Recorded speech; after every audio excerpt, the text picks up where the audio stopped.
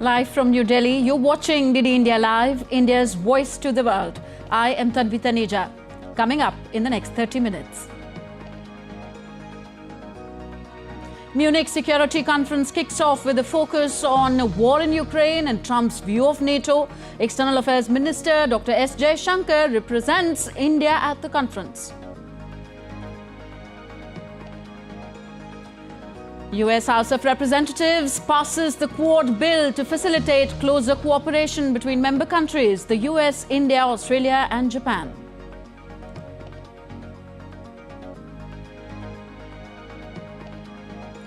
Russian opposition leader Alexei Navalny is dead, according to the prison service of the Yarmalo-Nenets region, where he had been serving his sentence.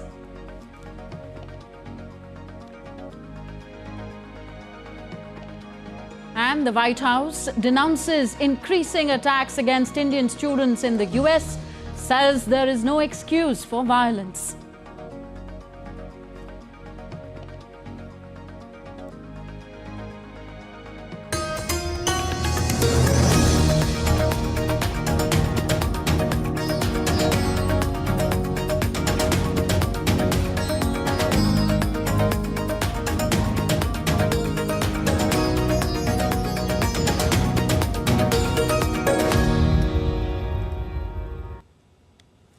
So security is tight as the 60th Munich Security Conference gets underway in Munich.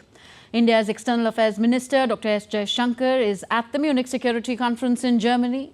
Dr. S. Jaishankar met British Foreign Secretary David Cameron and held a detailed discussion on bilateral cooperation as well as global and regional issues. Both leaders also exchanged views on the cricket match between the two countries underway. The External Affairs Minister also met Peru's Foreign Minister Javier González Olechea and spoke about the UN reforms and economic cooperation.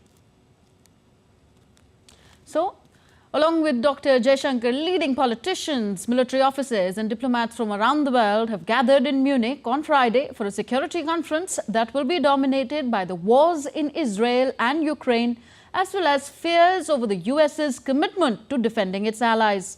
German Chancellor Olaf Scholz, US Vice President Kamala Harris and Ukrainian President Volodymyr Zelensky are among the top officials attending the Munich Security Conference.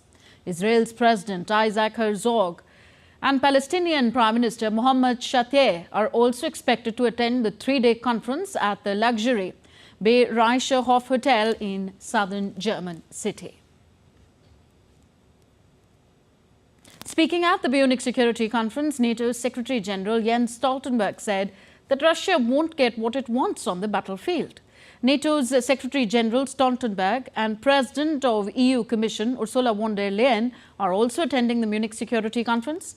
Urging allies to continue to provide Ukraine with weapons and ammunition, Stoltenberg also said no NATO member is currently under imminent military threat.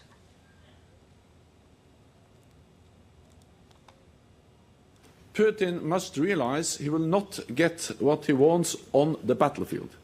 So if we want a lasting peace, we must continue to provide Ukraine with weapons and ammunition. There is no imminent military threat against any NATO ally. NATO continues to ensure there is no room for miscalculation in Moscow about our readiness to protect all allies. American Vice President Kamala Harris is in Europe to talk defense with a number of global leaders. The Vice President's talks come as Washington continues to debate a major military spending package for both Ukraine and Israel. From Munich, DD India's Trent Murray reports. Well, the Munich Security Conference is one of the most important gatherings for world leaders to discuss both security and defence. And certainly this year we are expecting a star-studded cast, if you will, leaders coming from near and far to discuss some of the biggest challenges in the world right now. We know the US Vice President is here, Kamala Harris. She will speak on behalf of America and the White House to other European leaders, including German Chancellor Olaf Scholz and French President Emmanuel Macron. Even Bangladesh Prime Minister Sheikh Hasina is here to discuss some of those challenges. And we really are tracking three key themes over this three-day conference. The first is that continuing war in Ukraine, just a couple of hundred miles from where I am here in Munich East. We know President Zelensky will attend, where he is likely to continue to ask the West for more military and financial support as he continues to battle Russia in the east of his country. Of course, the conflict in Gaza also will be front and center. We know the Israeli president will be here, as well as the Palestinian Prime Minister, and that is expected to be a session that could be quite contentious. In fact, many streets here in Munich have been shut down now, a major police operation, because they are expecting a number of protesters to come to the city over the next few days to protest against war. And then the third real important topic, I think, is what's happening in the United States with the US election. Many European leaders are quite nervous about the possibility of a second Trump presidency. What could that mean for the relationship, say, in NATO with the European Union? It's what they describe as the transatlantic relationship. And I think in many ways, Vice President Harris is trying to come here to send a message that no matter what happens at the ballot box in the US come November, the US will continue to be a major ally of European nations. Trent Murray for DD India in Munich, Germany. As part of his 4-day official visit to the United States, India's Chief of the Army Staff, General Manoj Pandey, visited the headquarters of one corps of the US Army, where he received briefings on the Striker Unit, Multi-Domain Task Force and the Special Forces Group, aiming to explore opportunities for more significant training engagements. During his visit to the United States, which concludes today, the Army Chief engaged in discussions with the Chief of Staff of the United States Army, General Randy George. The discussions were aimed at strengthening bilateral relations. General Pandey also held discussions with the chargé d'affaires of the Indian Embassy in the United States. The visit is another milestone in the Indo-US defence relationship, which is set to yield substantive outcomes and foster an environment facilitating shared security interests and defence cooperation. The White House strongly denounced violence on factors such as that of race or gender, categorizing such behaviors across the country as unacceptable. Responding to a question about recent attacks on Indian students in the US, spokesperson John Kirby said, "That's just unacceptable. The president and his administration has been monitoring the situation and working with the state and local authorities to thwart and disrupt those kind of incidents." The statement comes in the wake of a sudden surge in attacks against Indian students in the United States. No excuse for violence, certainly based on race or gender or religion or any other factor. That's just unacceptable here in the United States. And the president, this administration, has been working very, very hard to make sure we're doing everything we can to work with state and local authorities to try to thwart and disrupt those kinds of attacks and make it clear to anybody who might consider them that they'll be held properly accountable. Britain's Labour Party dealt a crushing blow to the Conservatives on Friday, winning contests for two new lawmakers, dealing a blow to the ruling party in what was once a safe parliamentary seat for them.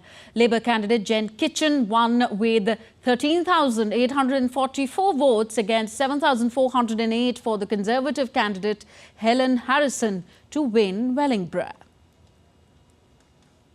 I am honoured that local people have placed their trust in me and the Labour Party under Keir Starmer.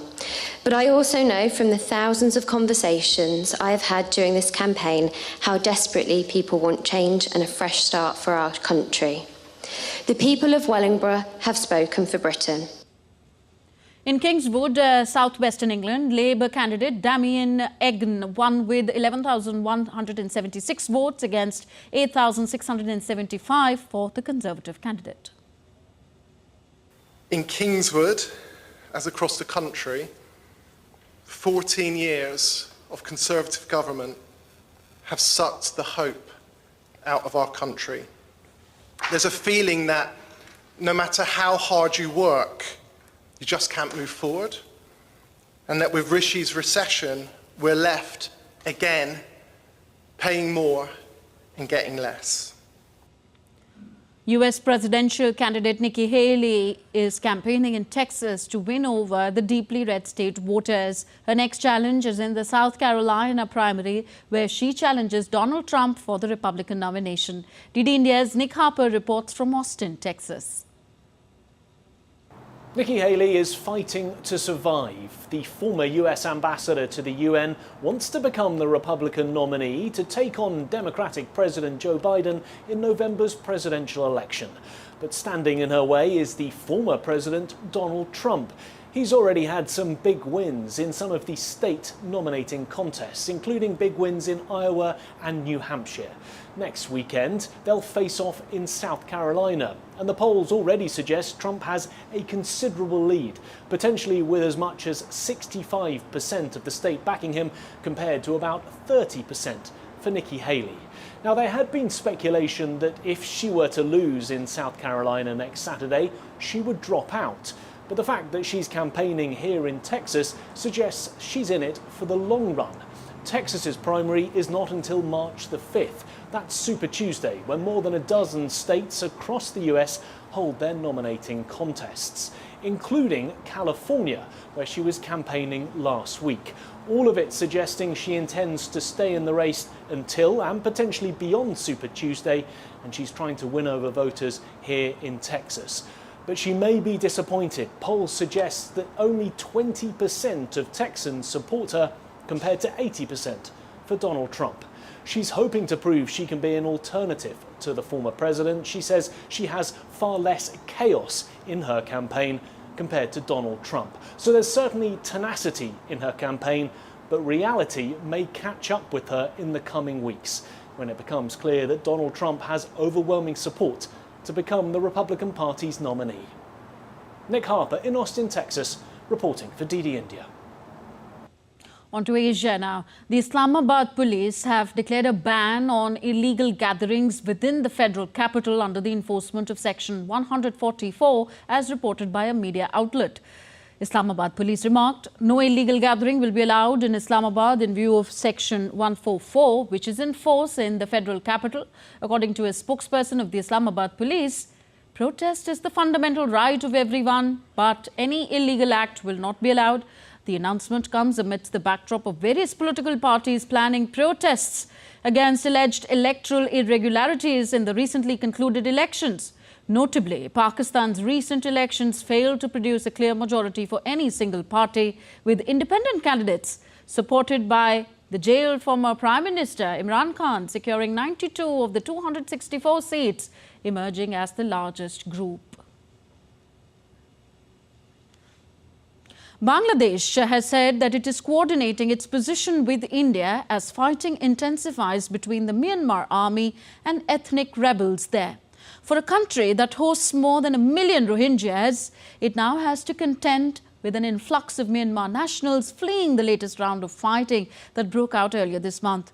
Bangladesh's Foreign Minister Hassan Mahmood spoke exclusively to DD India's Ramesh Ramachandran during his recent visit to New Delhi. It was his first official visit to India and his first bilateral visit to any country after assuming office as the Foreign Minister in January. Bangladesh has repatriated more than 300 soldiers and civilians to Myanmar. They had taken shelter from the fighting between Myanmar army and rebels in the Rakhine and Chin provinces bordering India and Bangladesh. Bangladesh's foreign minister, who recently visited India, says that the situation at his country's border with Myanmar is worrying. This is a worrying factor because, and shells are entering in Bangladesh. Already 2 people in Bangladesh have been killed by the shells thrown in Myanmar because of their internal conflict. So this is a disturbing issue and worrying factor for us. The issue figured in the minister's talks in New Delhi.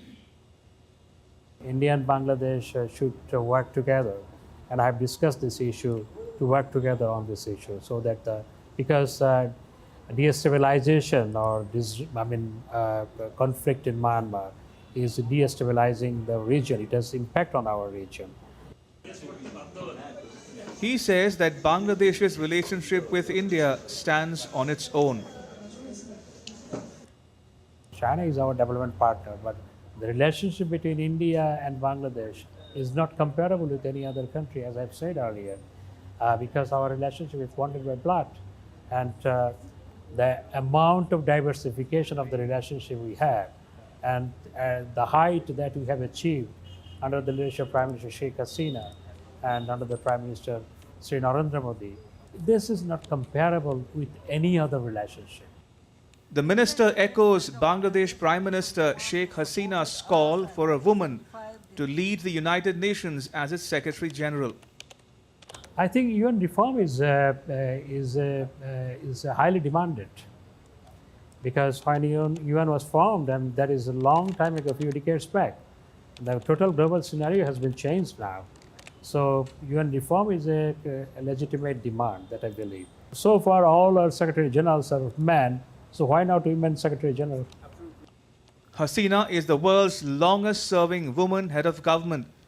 She won her 4th consecutive term in office and 5th overall after the 7th January election.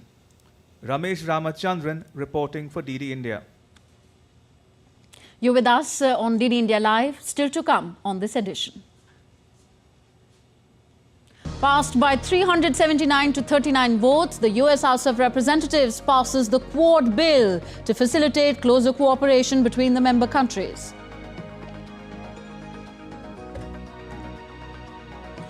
German Chancellor Olaf Scholz and Ukrainian President Volodymyr Zelensky signed a security agreement at a ceremony in Berlin.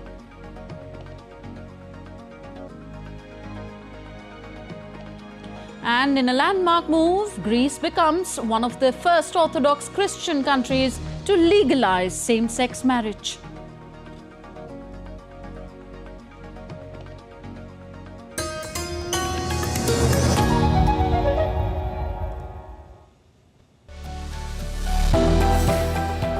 Turning crisis into opportunity, transforming ideas into action.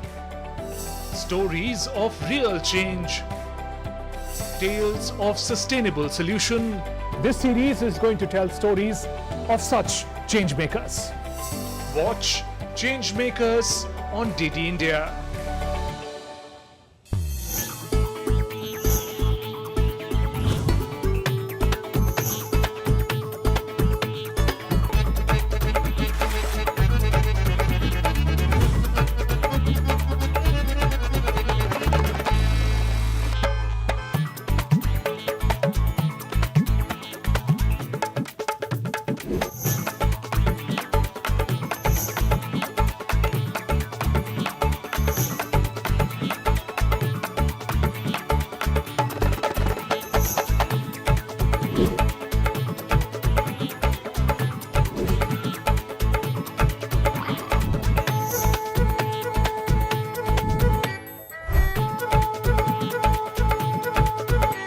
Welcome to Jaipur.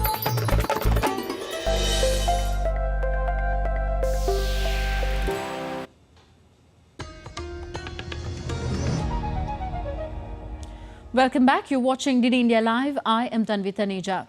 India's Prime Minister Narendra Modi visited Rewari in the northern Indian state of Haryana today. During the event, Prime Minister Modi inaugurated multiple development projects worth over $1.1 billion, including urban transport, health, rail and tourism sector. The Indian Prime Minister also laid the foundation stone of Gurugram Metro Rail project worth about $656 million. He also laid the foundation stone of All India Institute of Medical Sciences, AIIMS, in Haryana under Pradhan Mantri Swasthya Suraksha Yojana. Further, he also inaugurated a newly built experiential museum in Kurukshetra, built at a cost of around $30 million. Prime Minister Narendra Modi also flagged off the train service in Rohtak-Meham-Hasi section, which will improve rail connectivity in Rohtak and Hisar region, benefiting rail passengers. Earlier, Prime Minister Narendra Modi also visited an exhibition at the venue. During his address, Prime Minister Narendra Modi said that his government fulfilled the dream of long-awaited Ram Temple in Ayodhya for the people of India. देश की इच्छा थी कि अयोध्या में प्रभु राम का भव्य मंदिर का निर्माण हो। आज पूरा देश भव्य राम मंदिर में विराजे रामलला के दर्शन कर रहा है। और तो और कांग्रेस के लोग, जो लोग हमारे भगवान राम को काल्पनिक बताते थे, जो कभी नहीं चाहते थे कि अयोध्या में प्रभु राम का मंदिर बने, वो भी अब जय सिया राम बोलने लगे हैं। Earlier, Prime Minister Narendra Modi also inaugurated multiple development projects worth over $2 billion in the western Indian state of Rajasthan today. He addressed the Viksit Bharat, Viksit Rajasthan program on Friday via video conferencing. He inaugurated various national highway projects worth over $602 million and 8 railway projects of Rajasthan worth over $277 million. Prime Minister Modi also laid foundation stone of solar projects worth around $638 million and other multiple projects worth $289 million under the Jal Jeevan Mission. The Prime Minister said these development projects are going to provide employment to the youth of Rajasthan.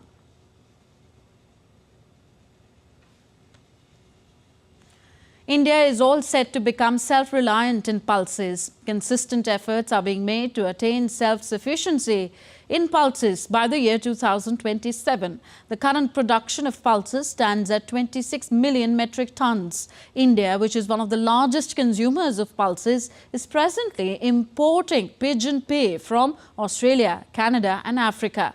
DD India's Vishal Baristo caught up with the Managing Director of the National Cooperative Consumers Federation.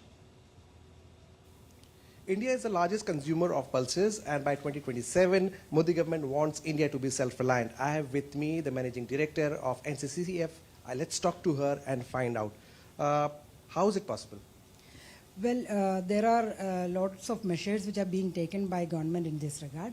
NCCF is one of the agencies which has been nominated as a canalizing agency for this purpose. Right now, in case of tuar, there is an import dependency for India. We are importing from Australia and Canada and some African countries like Mozambique, Tanzania, etc.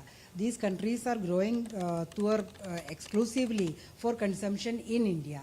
So this is a situation which needs to be corrected. So government has been taking steps in this regard. A unique project has been brought up by Government of India, in which a digital platform has been created by NCCF and NAFED, wherein the farmers are registered on the portal. This portal is called nccfindia.com. It is available in regional languages as well as in English and Hindi. The government has also launched the largest scheme as far as warehousing is concerned. So tell us about that. Yeah.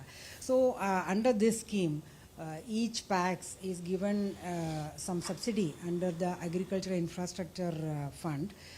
Up to 2 crores is given through NABARD and district cooperative banks, and NCCF is engaged in facilitating the PACs for construction of this grain pandar. So basically these grain pandars will be constructed on lands which are allotted to PACs or which belong to members of the PACs or which is taken on lease by PACs, and these will be situated in areas where the cultivation of pulses or grains are undertaken. So there you heard from the MD, India is all set to become self-reliant in pulses by 2027.